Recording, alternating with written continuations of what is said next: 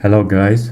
In other news, stray mutts keep on terrorizing the cities, the villages, the settlements, and people are sick and tired. Some people resorted to something more than words. They are tired of all the talks and they decided to do some walks. The woman says there was meat lying on the ground that was probably full of poison. The biased reporter asking a question: who erased the mutts from existence? Who did that?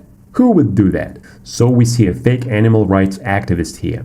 In reality, she is just a zoo psycho. Her name is Anna. In Russia, people who love stray dogs more than children and other humans are called zoo psychos. She is obviously the one who is feeding the damn mutts. The reporter says she knows every mutt's name by heart. What an achievement, guys. What an accomplishment to know every mutt by its damn name. She probably gave them the names. Imagine that. She probably doesn't know any child by name in the neighborhood because all she cares in life is mutts. She wants to feed the mutts and she wants mutts to keep on terrorizing people. She calls one of the eliminated mutts Vasya. She tells that Vasya didn't hurt anyone. Yeah, like she was watching him 24/7. She didn't, of course. She didn't watch him. She would feed the damn mutts, then she would go home not giving a damn about what her mutts were up to. All these zoo psychos or dogophiles want the mutts live near their houses, and they want to feed them and they won't rub on them every time they come out. How can anyone be so miserable? I mean, if you are a dog lover, just take one of the mutts home and keep on rubbing on it all the time you want. But they don't take their mutts home and want them to be outside terrorizing children and other people.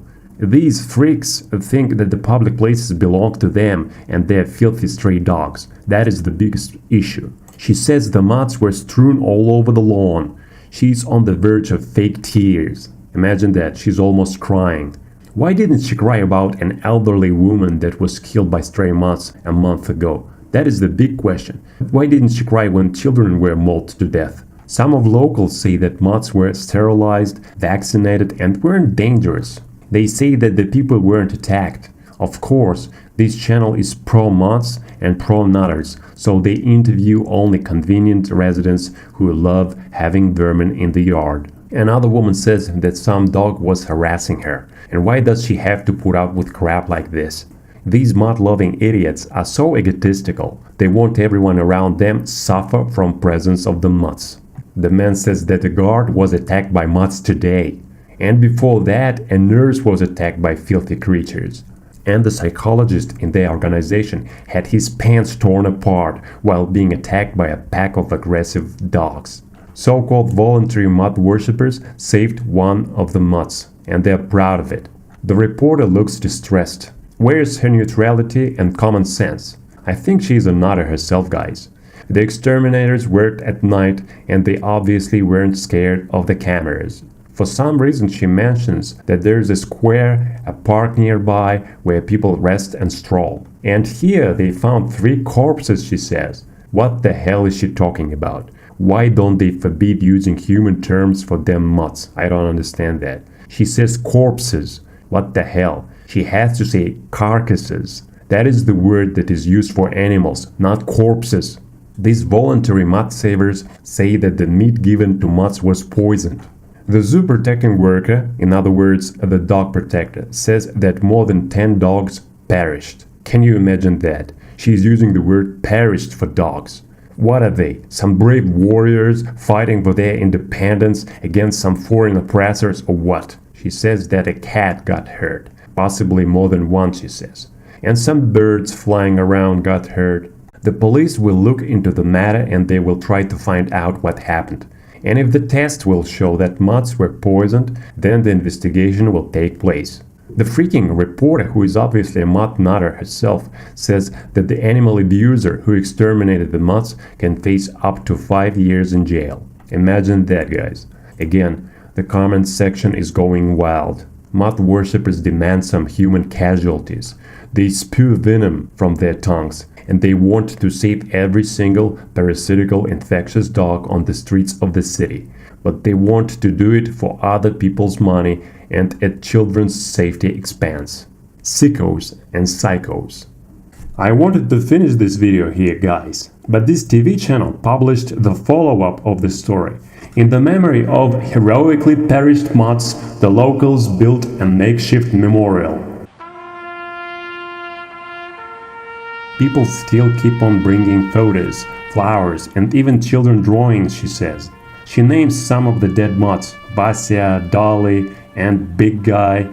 The reporter says that the dog nutters are planning to erect a monument in memory of one of the martyred beasts. I guess it was a local hachi or something. The memorial is getting bigger day by day, she says. Another nutter, Julia, brought another portion of pictures from school children. First it was a stone with the date of death of their Vasya, she says. And then children started bringing toys, teddy bears, and flowers. Children express their emotions this way, she says. She says that there are thousands of drawings and that's not all. In reality, of course, we understand that this news is a collaborated work of dog nutters from the TV channel and zoo psychos who enabled the stray mutts. We see that these nutters already started raising another generation of young nutters who will grow loving wild dogs more than they love people.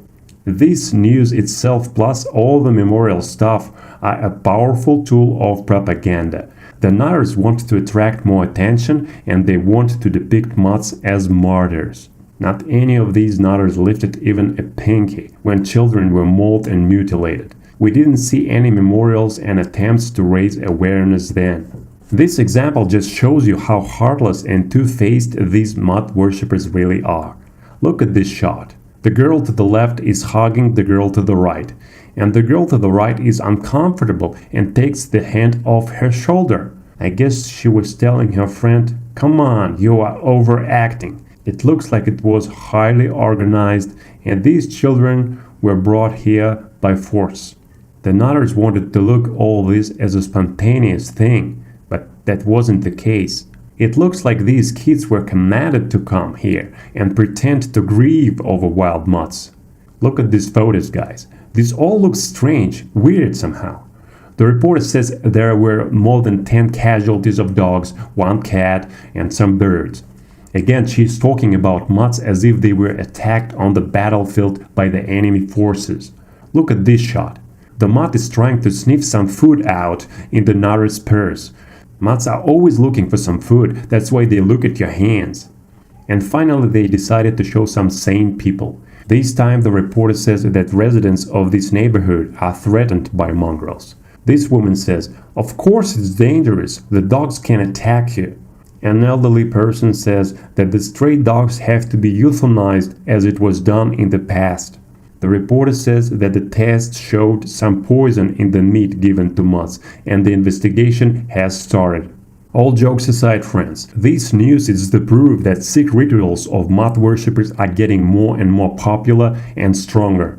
These people now are not ashamed to promote mutt worship, humanizing beasts and turning them into martyrs. Dog nutters also attribute to mutts traits and qualities they don't really have. It is zoolatry. Animal worship. These people worship mutts. Thanks for watching, guys. Leave your comments, likes. Let me know what you think about all this.